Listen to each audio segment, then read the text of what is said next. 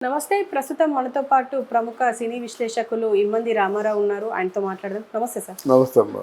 Sir, Charmi, puri Jagannadh వీళ్ళిద్దరి కాంబినేషన్‌లో already iSmart Shankar వచ్చి హిట్ అయింది. ఇప్పుడు మళ్ళీ డబుల్ ఇస్మార్ట్ వస్తుంది. అయితే ఇప్పుడు ఒక పుకార్ ఎక్కువగా వస్తుంది. ఎందుకంటే లైగర్ సినిమా టైంలో చార్మి పూరి జగన్నాథ్‌ని ముంచేసింది. అందుకే ఇప్పుడు ఎక్కువగా కలిసి కనిపియడం లేదు ఇద్దరు అని చెప్పేసి. ఇంకొకటి ఏంటంటే లావణ్య గారు అంటే పూరి జగన్నాథ్ వైఫ్ వార్నింగ్ ఇచ్చారు చార్మికి దూరంగా ఉండమని తన భర్తకి అని చెప్పేసి అంటున్నారు. సో ఏది అంటే మీరేమంటారు సార్? ఇదంతా ఈ పుకార్లు ఎందుకు వస్తున్నాయి అంటారు?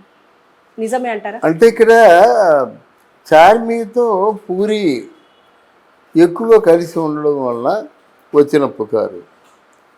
తర్వాత చార్మిని పూరి ఎంతగా ప్రేమించాడు లేదా అభిమానించాడు అది అందరికీ తెలుసు. మనం ప్రత్యేకించి చెప్పుకోవాల్సిన అవసరం లేదు. వాళ్ళిద్దరూ స్నేహంలో చూనయ్యారు. ఈ ప్రేమలు దోమలు పక్కన పెట్టినట్టయితే ఆడ మనిషి అయినప్పుడు కూడా స్నేహంలో చూనయ్యారు. ఆలోచనల్లో ఏదో కొంచెం ఒకళ్ళు మెచ్చుకునే విధంగా ప్రవర్తించారు. లేకపోతే ఇన్ని కోట్ల పెట్టుబడితో వ్యాపారం ఎందుకు చేస్తారు? ఆ వ్యాపారంలోకి వ్యాపారంలోకి చార్మిని ఎందుకు ఆహ్వానిస్తారు? అయితే తొలిసారిగా అర్థం చేసుకోవాలి. వాళ్ళు ఏదో సినిమాలు చేసుకుంటున్నారు కానీ ఒక సందర్భంలో బండ్ల గణేష్ కొంచెం అంటే గట్టిగా మాట్లాడాడు. గట్టిగా మాట్లాడాడు. ఇది వార్త గుప్పు మందమాట. అసలు నువ్వు ఎవరితో ఉంటున్నావు, ఎవరింట్లో ఉంటున్నావు, నీకు ఎంత వస్తుంది, భార్య బిడ్డకి ఎంత కేటాయించావు, నువ్వు ఊరందరినీ స్టాల్ చేస్తావు, నీ కొడుకుని స్టార్ట్ చేయలేవా, ఒకసారి మాట్లాడావు, ఇట్లాంటి మాటలు మాట్లాడాడు. అయితే ఆయన మాటల్లో నిజం ఉన్నప్పుడు కూడా అది సందర్భం కాదు. ఈ మాటలన్నీ పూరి జగన్నాథ్ ముందే మాట్లాడచ్చు కదా. సభే నీకు దొరికిందా, వేదికే నీకు దొరికిందా, డయాస్, దాన్ని సక్రమంగా ఉపయోగించుకోవాలి. మరి ఆయన ఆవేశపరుడు ఆలోచనాపరుడు నాకు అర్థం కాలేదు కానీ అది సరైన పద్ధతి కాదు జనరల్గా. తర్వాత ఇక్కడ చార్మి ఆల్మోస్ట్ తను కూడా కుటుంబాన్ని త్యాగం చేసి ఇంతో ఉంటుంది కదా. మనం అదర్ సైడ్ ఆఫ్ కాయిన్ కూడా ఆలోచించాలి కదా.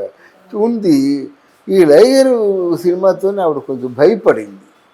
ఏమో నా పెట్టుబడి వస్తుందో రాదో, వడ్డీ రాకపోతే పోయింది, నా జీవితాంతం కష్టపడినటువంటి డబ్బుతో పెట్టుబడి పెట్టేశానే అని మొత్తానికి తన డబ్బు తనకి వచ్చేలా చూసుకుంది. అయితే లైగరు పెద్ద ఫ్లాప్ కాదు.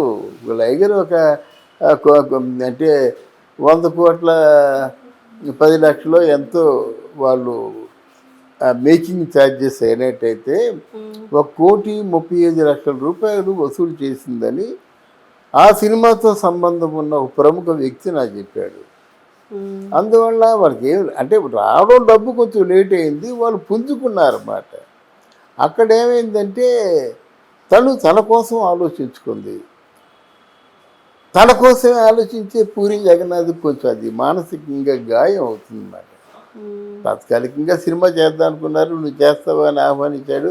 ఆల్రెడీ నేను డబుల్ శంకర్ చేస్తాను, డబుల్ స్మార్ట్ శంకర్ చేస్తాను అని చెప్పి అనుకున్నారు.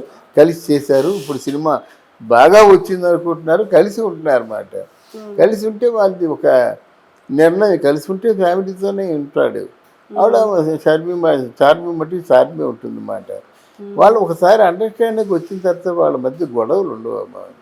తర్వాత పూరి జగన్నాథ్ లాంటి మనస్కుడికి, పూరి చాలా సున్నితమైన మనసు, తొందరగా నమ్మేస్తాడు దేనైనా.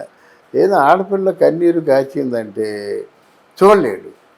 దానికి ప్రత్యక్ష ఉదాహరణే రమాప్రభ గారు అనే ఒక సీనియర్ నటీమణికి ఆయన దగ్గర డబ్బున్నా లేకపోయినా, సినిమాలు హిట్లైనా ఫ్లాపులైనా నెలకి 20,000 రూపాయలు పంపిస్తున్నారంటే ఆయన ఎంత సున్నితమైన మనస్కుడో ఆలోచించవచ్చు. గనక అదే ఆ సున్నితత్వం, ఆ ధర్మం, దానగుణమే ఆయన కాపాడుతున్నాయి అన్నమాట.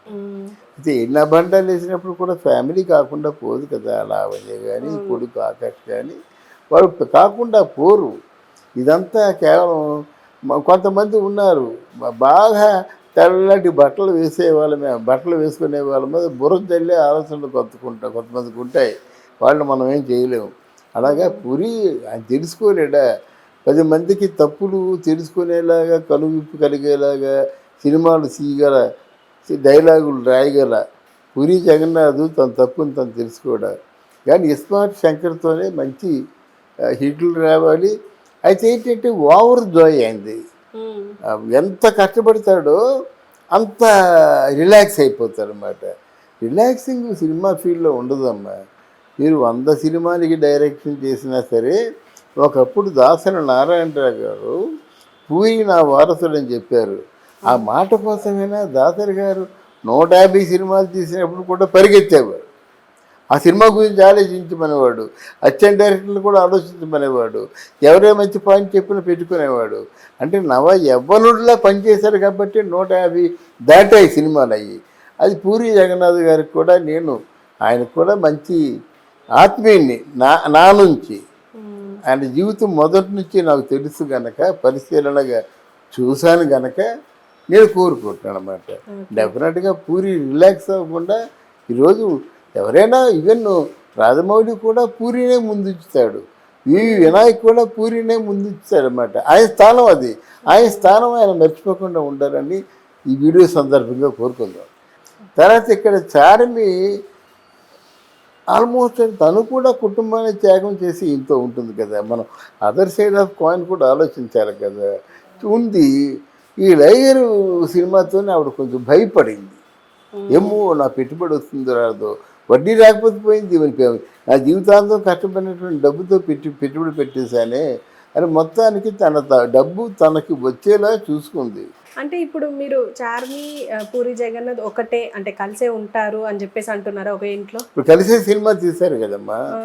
సినిమా తీస్తే కలిసి ఉన్నట్ట సార్? ఏంటి ప్రొడ్యూసర్ అంటే ఏంటనుకున్నామ్మా, కోట్లతో పని. ఇప్పుడు డబ్బులు కావాలంటే ఇప్పుడు నా మీద నీకు మంచి అభిప్రాయం ఉంటే డబ్బులు ఇస్తావు. అమ్మో ముండగొడుకు ఇచ్చినట్టయితే మొత్తం డబ్బంతా తీసుకుంటాడు, ముంచేస్తాడు, నన్ను ఎక్కడో పారేస్తారంటే ఎందుకు ఇస్తుంది ఆవిడ? అది కలిసే ఉంటున్నారు. చూనయ్యారంటే అదే కదా, ఒకే మాట ఒకే బాట. చూనయ్యారు కాబట్టి వాళ్ళిద్దరూ విడివిడిగా ఉండలేకపోతున్నారు. దాని కోడిగుడ్డు మీద వెంట్రుకలు తీయవలసిన అవసరం లేదంటాను నేను. అంటే ఇప్పుడు లావణ్య పరిస్థితి ఏంటి అంటారు? లావణ్యం చూడకపోతే పూరి తప్పు. ఒక కొడుకు కూతురు లావణ్య అంతా మళ్ళీ ఎప్పటిలాగే ఉన్నారు కదా వీళ్ళు. అది కాదంటే అప్పుడు ఆ సినిమాల నెపంతో బ్యాంకాక్లో ఉండేవారు, అదే బొంబాయిలో ఉండేవారు, పెద్ద ఫ్లాట్స్ తీసుకొని. ఇప్పుడు ఇక్కడ ఉంటున్నారు అన్నమాట. అదే తేడా. సార్ ఇప్పుడు ఎలాగో డబల్ ఇస్మార్ట్ శంకర్ రిలీజ్ అవుతుంది కాబట్టి పూరికి కంబ్యాక్ వచ్చే అవకాశం ఉందంటారా మరి ఇప్పుడు దీంతో? ఈ సినిమా తప్పకుండా హిట్ అయ్యే సూచనలు ఉన్నాయమ్మా. అంటే ఎన్ని పుకార్లు వస్తున్నాయి కదా. పుకారు గాలి పుకార్లు అమ్మ, గాలికి ఎగిరిపోతాయి, ఏమి నిలబడవు.